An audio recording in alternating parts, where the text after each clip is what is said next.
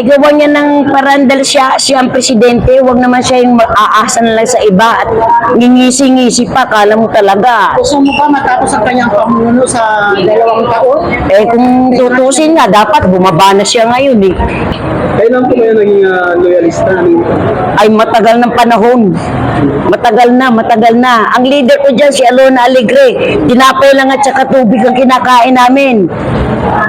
Hindi na kailangan ipagdaldal pa yun ng napakahaba, pero talaga loyalist ako ng Marcos. Senior, hindi ka BBM dahil hindi ko binoto si BBM.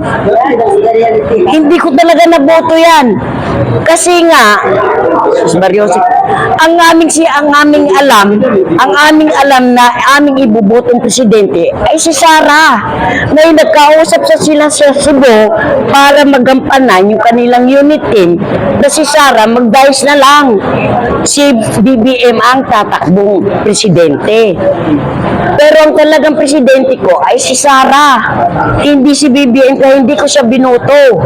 Wala akong presidenteng BBM. So anong naramdaman mo nung hindi nga tumakbo si BP ka eh? Nag-BP na lang siya. Wala. Hindi ko na lang inintindi yung basta hindi ako bumuto ng BBM. Anong pakiramdam mo na maraming umasa katulad ko na si Marcos Jr. ay magampanyan din ang katulad ng kanyang ama? Ay hindi nga nasunod kung ano man ang pinag-usapan doon sa Cebu eh. Ano yung napag-usapan ko sa Cebu? Ang napag-usapan sa Cebu, kapag si BBM ang tumakbo na presidente, magbabay si Sara, gagampanan niya kung ano man ang tama. Kagaya ng pagganap ng kanyang ama na si Ferdinand Sr. Marcos. Eh hindi yun na nangyari eh. Biruin mo pati tubig ng ba, pinaiipon para gamitin sa paghuhugas ng plato. Tama ba yan? Kung hindi ba naman talaga bangag? Sus Marihuset. So ma'am, bumitaw ka na rin po sa pagiging loyalista. Ang pagiging Marcos loyalist ko, mananatili yan, pero hindi para sa anak niya. Hindi ko inaano yung tatay niya dahil doon ako nakatikim ng maayos na pamumuno noon eh. Maayos kay Marcos, nakakarating kami ng Malacanang eh. Senyor, hindi BBM, bangag yan. Pati asawa, bangag nga eh. Joseph, hindi ko binoto si BBM. Sara lang talaga ako, vice. So hindi ka nabudol? Hindi ako nabudol. Hindi ka nagsisi? Hindi ako nagsisi. Kasi hindi ko siya binoto. Sana yung... Sige. Pero sa ngayon po ang declaration natin to support si VP Sara na ang gawin natin Pangulo at ang pangalawang Pangulo ay si Manong Chavez Singson. Natural. Kung anong kagustuhan ng karamihan, siyang masusunod. Sa tingin niyo po ba na itong dalawa, pinagkandin, kagustuhan ng lahat? Kagustuhan ng lahat kung yan ay matutuloy. Pero hindi natin alam kung ano din ang mga utak-utak. Hindi naman tayo fortune teller eh. Malalaman natin yan pagka gumanap na sila. Hindi natin pwedeng pangunahan kung anong gagawin nila pag sila ang nanalo, sila nagkatandem. Hindi. Kailangan yan, subukan muna. Subukan pa mo bago mabalo. So, O, diba? Anong masabi mo sa nangyayari sa pamumuno ni BBM? Ay, anak ng kagaw talaga. Puro kagaw. Hindi maganda. Talaga, hindi maganda. Lagi nilang inuungkat yung confidential fund na 1.25 million. Pero yung maleta, trillion, hindi nila iniisip. Hindi ba namang tarantaduhan yung ginagawa nila? Ang gusto talaga nila, wag makatakbo si Sara. Lalo na yung Luistro na yan. Uy, may problema naman pala yan na 8 million na asawa ni Sara. Ang galing pa magsalita. Visit. Oo. Alam ko sinong malinis. Yung pala, ang dumi rin. Nagtatago ng kriminal. Sa mga ibang kongresista po na bumoto ng impeachment kay VP Inday, anong mensahe mo sa kanila? Ay pag-isipan nilang maigi.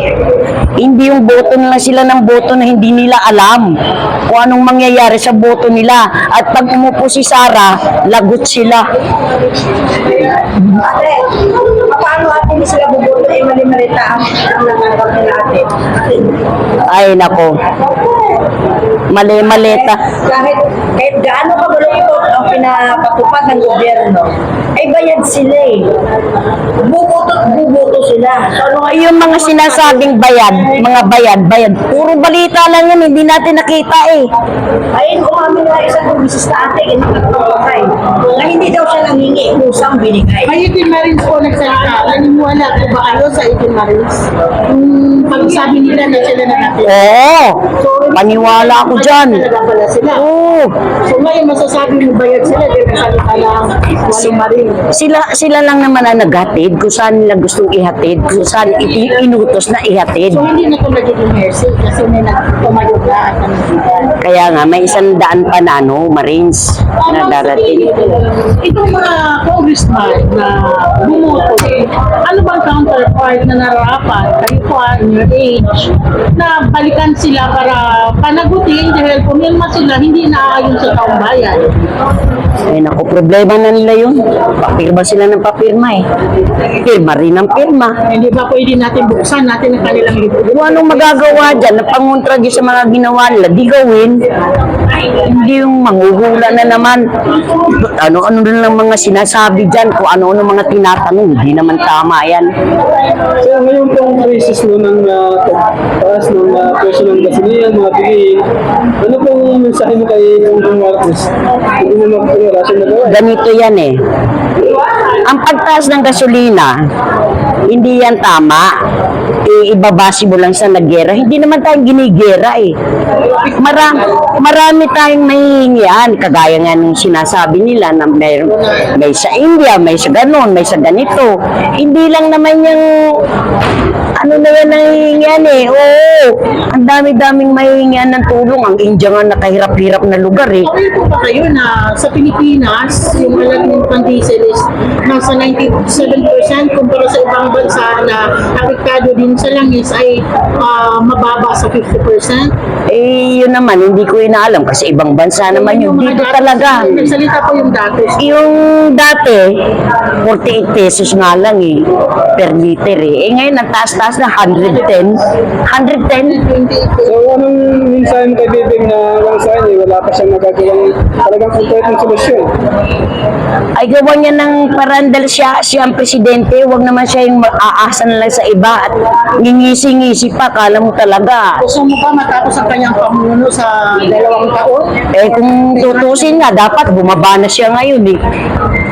Baba na lang, para wala na siyang marinig na ingay dahil yung sakit niya sa kanyang tiyan, para hindi lumala. Ganun lang. Ano yun? So, ang presidente mo si VP Inday Sara Duterte. So, bakit po si VP Inday Sara Duterte? Si BP Inday, yan ay nakakausap naman namin ng personal eh. Ang ganda ng pangungugali, pumunta yan sa Payatas nung eleksyon na yan. Alam mo, ang buhok niya nakaganyan lang, naka-t-shirt lang, tapos ang dami-dami sa sakyan, pinara niya yan, bumaba siya sa sakyan, pumunta sa aming headquarters yan. At isinabi niya doon kung ano man ang magiging kalalabasan ng kanyang pagbabayis, sana harinawa, bayan muna. Yun ang kanyang binanggit. So, mensahe mo po kay VP Inday Sara Duterte. Inday, gawin mo pong maganda ang lahat ng performance mo dahil ikaw ay idolo namin dito sa Pilipinas, hindi lang sa ibang bansa. Lahat ng Pilipino sa ibang bansa, ikaw ang idolo, kaya kailangan gampanan mo ng napakaganda. Yan lang po ang masasabi ko sa iyo, gayahin mo ang tatay mo. Gawin mong maganda ang iyong performance. Yan na ang masasabi ko, Day, Sara.